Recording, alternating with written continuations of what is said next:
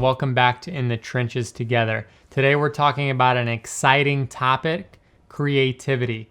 And we have two different guys with us today who have two dramatically different perspectives on how creativity has affected them in their life. So we're going to take it off with Chris.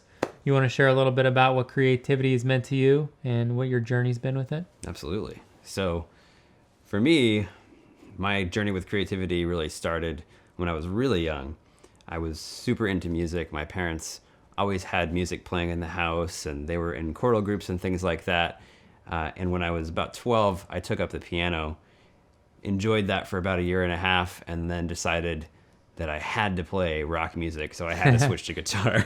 And then I took that up, and that was kind of the whole trajectory that set me off to Berklee, where I met Derek, and a lot of our story started.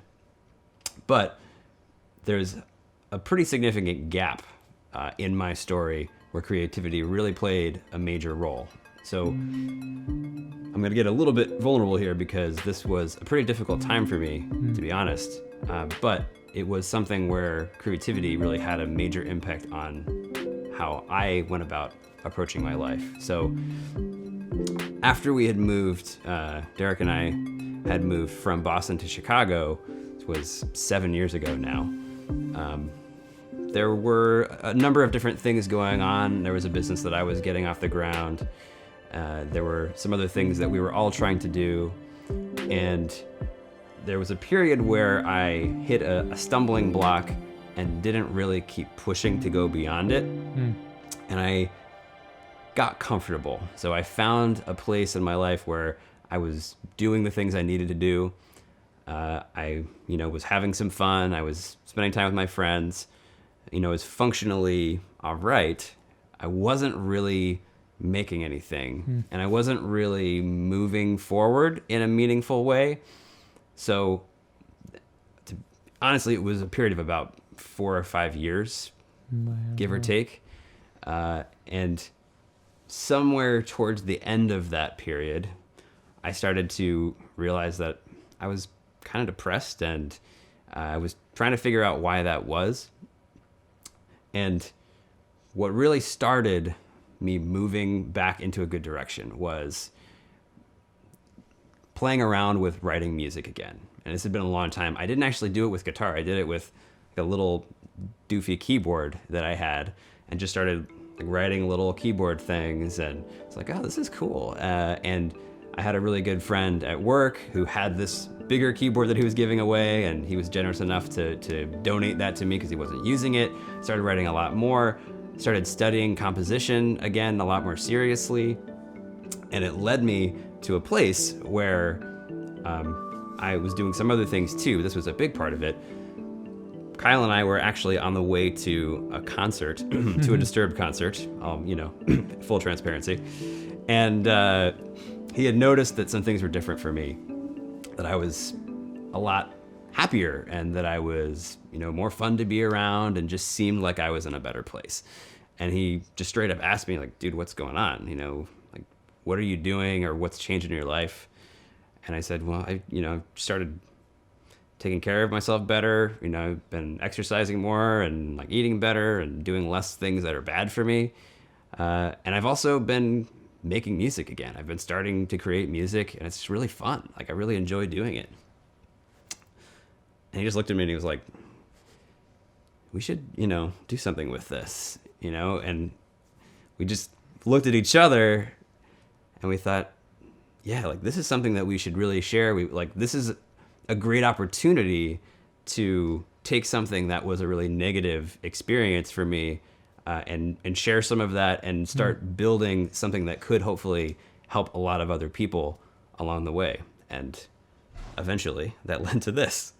Sure.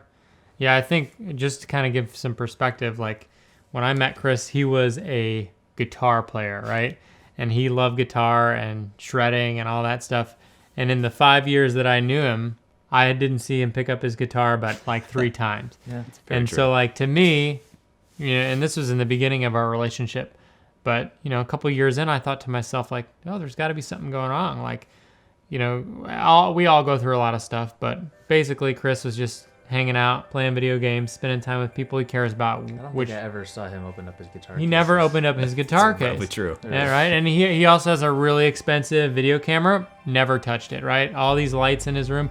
So I was like thinking, like, man, like there's got to be, and we know there was something wrong, but I think just stepping back with 2020 vision and really realizing, wow, like you have a guy that has a ton of passion, and in a way, it was kept like locked in a box in the bottom of his closet, and there were a few key things that really brought him back out of that, and to see him creating now and doing the things that he loves, he just has so much life and energy, and that's cool. That's really cool. And I'm glad that you're where you need to be. So Me too, man. Yeah, it's great. Derek, what do you you've had probably a little bit of a different perspective and journey with creativity. What are your thoughts?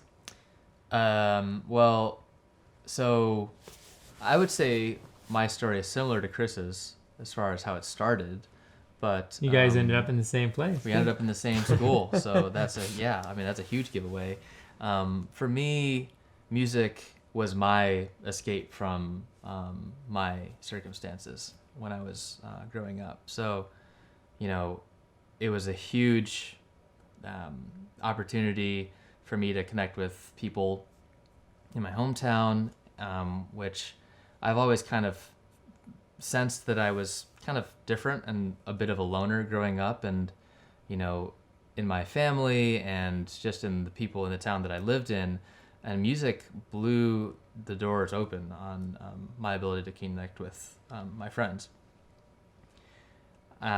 We all loved rock and roll.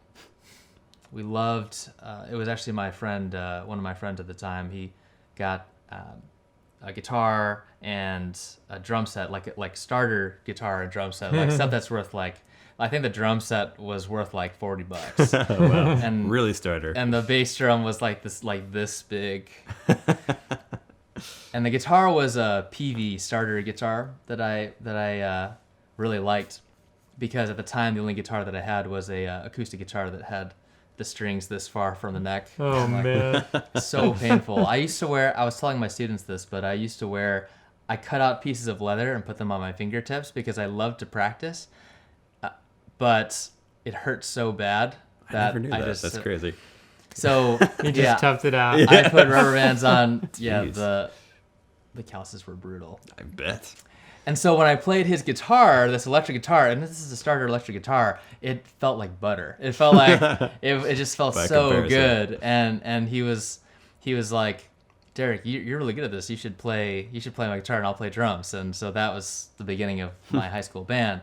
And as you can see by the look on my face, it was just wonderful times. I mean, it was how I experienced a lot of acceptance from people and approval from people, which I don't really feel like I got a lot of, and I had a lot of, it's my turn to be vulnerable. I mean, I had low self-esteem for the longest time. And when I went to Berklee, it was fascinating because Berklee was another escape. It was this amazing experience where I'm away from home, I'm on my own, and I was so driven. I don't know even where it came from, but there was something about me finally having ownership of my life, and thank goodness it came in its full form when I went to college, if that makes sense. So yeah, I was in band, and I couldn't think of a goal that I wanted to pursue more than being in a band, playing original music. Chris actually filmed a lot of our videos, and we struggled for a long time. Didn't make any money from it. Overall, we didn't make very much money from it, to be honest. But it was our brand, and it was our venture, and it was our passion, me and the guys. I would say at a certain point, the band became established. We got really far, and we achieved some really cool things. And at some point, I just remember working so dang hard and working at this really intense pace. I was isolating myself. I wasn't really digging where my friendships were going, I didn't really have any because I was so focused on the business side of the band. And I think too, I learned eventually that so much of my self-worth was coming from approval that others gave me. And I didn't know how to give myself that approval. And I think it's just easier said than done. I think it's easier said than done for certain people. And I'm one of those people who just, no matter what I do, it doesn't feel like it's enough. And so that's what I'm working on now. I haven't really released any music for years. I do think creativity is still important for me. And it's this, it's a complicated relationship that I have with creativity. Sometimes it's really hard. And then other times it can be really pure and pleasant. So just more, it's complicated. Wow. I think I appreciate what you have to share, Derek.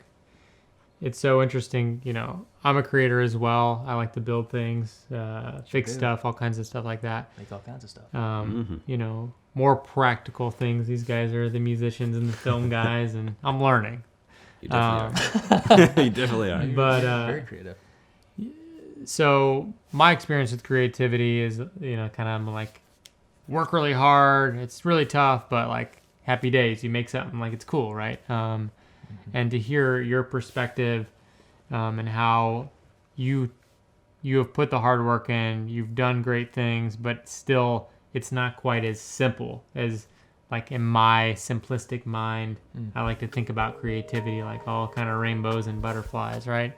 And so it's just like interesting to see that creativity is not as straightforward as I thought it would be for everyone. I just want to point out too that I really, as someone who's seen the business side of art and creativity, it's been really great knowing you, because sometimes the creativity that comes out of the practical things is really wonderful, because there's not really much self-invested in those things. Right. And it's funny because we've mentioned like me being in my room all the time, like working on electronics. Like in some ways that feels more genuine and sort of practical of creativity. Sure. That's where a lot of my creative energy has been going the past few years. So, you know, you're not doing any of that for money, and that's inspiring for me. Yeah. Yeah, it's kind of interesting for me to think about this idea where someone's like, be creative, and then you're forced to be creative, right? Whereas the perspective I'm coming from and Chris is coming from, it's just like this, all right, let's just be creative, and like if it works, it works, and if it doesn't, it doesn't. And so our perspective is probably a little bit different than the perspective where it's like, oh, I have to be creative, and if I'm not, like, Right. people are, you know. Well, I definitely think if you've been inactive from creativity, and you know, like Chris, as you said, there was a long period where you hadn't done it. Yeah. I mean, if you're working like a boring day job, which happens, you need that escape, and I think it just feels so good, right? And so that's inspiring for me too. Yeah. I think what I hear from you has a lot to do certainly with the pressure of being expected to create something, having to live up to what people want you to do or what you feel like they want you to do, versus maybe feeling free to make whatever you feel inside and put that out there. I'm so sensitive to that. I'm so sensitive to any kind of commentary on what I do.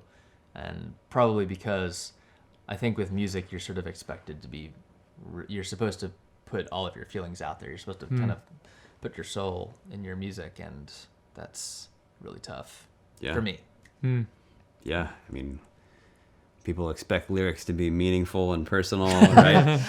People want to read these gripping, like heart-wrenching stories of things that happened to somebody, and that's not always easy to share with the world, because you're being very vulnerable in a way many more times than what we're doing right now in a lot of cases.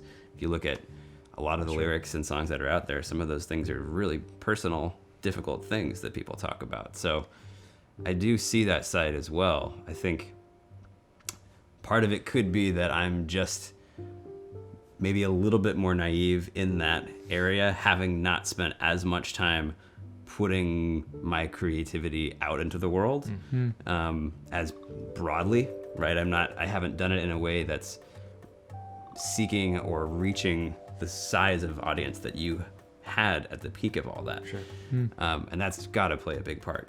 I mean, my role has been typically more behind the scenes in a lot of the creative things that I've done, whether it's, editing or filming stuff, and now composing music for mostly other people's projects and writing some things for myself too. But I'm not like the front man of a band.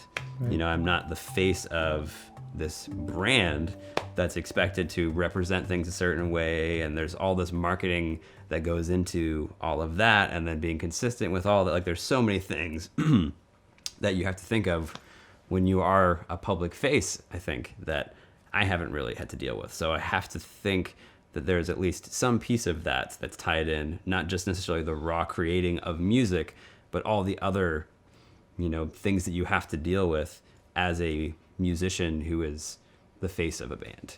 Sure. Yeah, I mean, and none of that stuff has anything to do with creativity. Like, talking about critics, people not liking your music, that has really nothing to do to the actual part of making music. And I found that, most of my time was spent working on the business side of things. It was spent not being creative. And the last straw for me, I think, was when I saw what it was doing to my friendships. It was detrimentally affecting them. That's just something that's really important to me. Something had to change. Yeah. Bottom line. So, and to this day, I'm scared of collaborating with people. Like, I know this sounds nuts, but I try to protect myself, and I do whatever it takes to protect the friendship. And it's scary to collaborate on things because, what if it's a hit? And then you gotta talk about royalties and crap. And so and then all of a sudden our 10-year friendship is down the drain. Yeah, totally. In worst case scenario. But mind you, this is all stuff that I have been working on for a long time. I still haven't really released music. I still make music. I still like to do it, although sometimes it's hard because I have to kind of get past the perfectionism and all the stuff that, if you've been doing something for a long time, those things just crop up. So yeah, I think one thing that I've been thinking a lot about is reinvention and reframing things, talking to you guys, because you guys are we have that exuberance about, oh man, it's so fun to make stuff. Right. Well, there's that, one of our favorite books is Zen Guitar. So good. And it talks about becoming a black belt, and then when you're a black belt, learning to become a white belt again. Letting go of that expertise. So zen. Being the beginner again. So that's something that I'm realizing just now. Just talking about it, because I don't think we've really talked about creativity much amongst the three of us, and yet it's so important to each of us. Yeah, true. I think honestly, now that I'm hearing what you're saying, Derek, I feel like creativity is really important to you, and it's made a big impact on your life, and it's such a big part of who you are. I feel like what's happened is because of all of this pressure, you maybe sort of have a negative perception of creativity. Sometimes. Which is totally valid, based on the experience that you've had. However, I think that creativity actually to you isn't actually negative at all. It's something, I see it and you love it, and whether it's you're building things, you're writing music, that's the love that you have. It's that other stuff that was surrounding the creativity, whether it's the business or the bad relationships, that's kind of made you kind of cautious towards the idea of creativity as a whole, just because those other strings had been attached to creativity. And so I guess the goal, we're overly zealous about creativity. And I think in a way you are too, but we just haven't had those strings attached. And you have, and so the process of just realizing, creativity has always been that core, and now that you don't have those strings, it's still there. It's you know? very important to me. And the key for me was I wanted to be in control of my love for creativity, right? I didn't want to be owned by it, and I didn't want to feel like if I didn't create, I would be worthless. Mm. Music has been a part of my life for such a long time, and I mean, my last name is Song, so that's like kind of a I don't know if that really has much to do with it, but It was destiny. it was destiny. So I still love music, and I do get to experience it in simpler ways.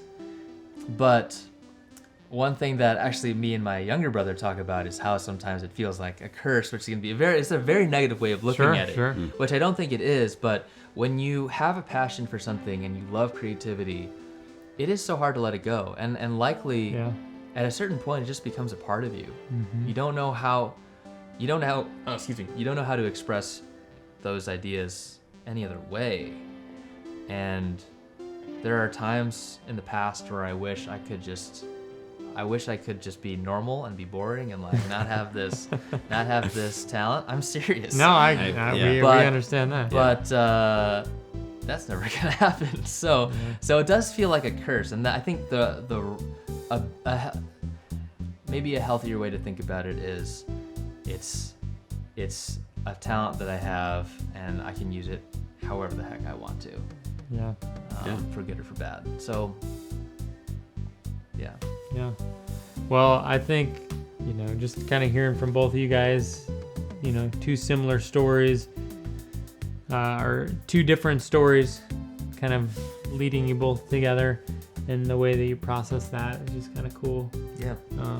I would say next we just want to hear from you guys as the viewers, like what have been the struggles that you guys have had with creativity? What have been the successes? What are some things that you've done that have been really cool? And what are some ways maybe even that like you've tried to be creative, whether it's your friends or your family or people that are paying you? What have they sort of done to make creativity not fun anymore? Just let's get the dialogue started and see where you guys are at, because we'd love to chat with you as well. So, from Chris, Kyle, and Derek, we're happy you tuned in today, and we'll see you next time. Thank you.